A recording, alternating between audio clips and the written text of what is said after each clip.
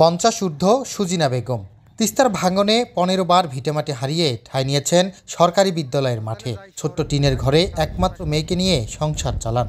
ঈদের একদিন আগেও কেনাকাটা করতে পারেননি। আশপাশের অনেকেই সরকারের সহায়তা পেলেও তিনি পাননি।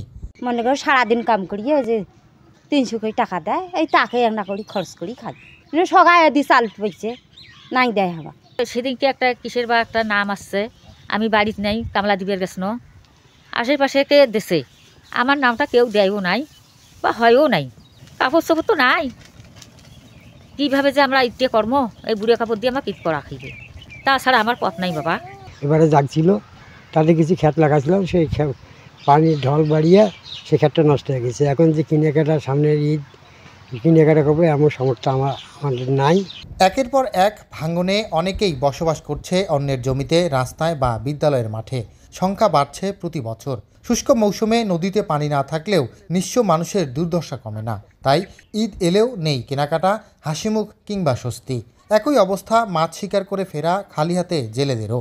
প্রতিদিনে 200-400-1000 টাকা কামাই করতাম, এবারে তাও হইতেছে না। তেল চিনি বা যা দাম, শ্যামার যা দাম, তাতে তো মানে ঈদ করা খুব একটা দুঃসহ ব্যাপার হয়ে দাঁড়াইছে আমাদের জন্য।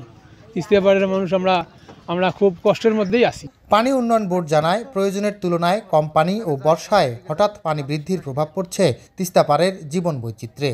পানি একেবারেই কম, সেক্ষেত্রে অবশ্যই আমার এনভায়রনমেন্টাল কিছু ইম্প্যাক্ট করে থাকে। জেলেদের বলেন, মৎস্যজীবী যারা আছেন তাদের জন্য একটু কষ্টকর হয়ে যায়, কৃষিজীবীদেরও কষ্ট হয়। নদী ভাঙনে ক্ষতিগ্রস্তদের ঈদ ভালো কাটুক, এটাই প্রত্যাশা জেলা প্রশাসনের।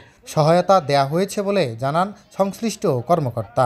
ঈদ উপলক্ষে যারা আমাদের কিছু আর্থিক সাহায্য দেওয়ার সুযোগ আছে, আমরা তাদের জন্য সেই ব্যবস্থা করেছি এবং তারপরে যদি কেউ থেকে থাকে তারা যদি আবার দরখাস্ত করে আমরা তাদের জন্য ব্যবস্থা করব। আমরা চাই সবাই মিলে সুখে শান্তিতে এবং ভালোভাবে ঈদটা পালন করি। তিস্তার চরাঞ্চলে প্রখর রোদে সংগ্রাম করা কৃষকদের ঈদ কাটুক হাসি মুখে, এমন প্রত্যাশা সবার। জামাল বাদশা, দেশ টিভি, লালমনিরহাট।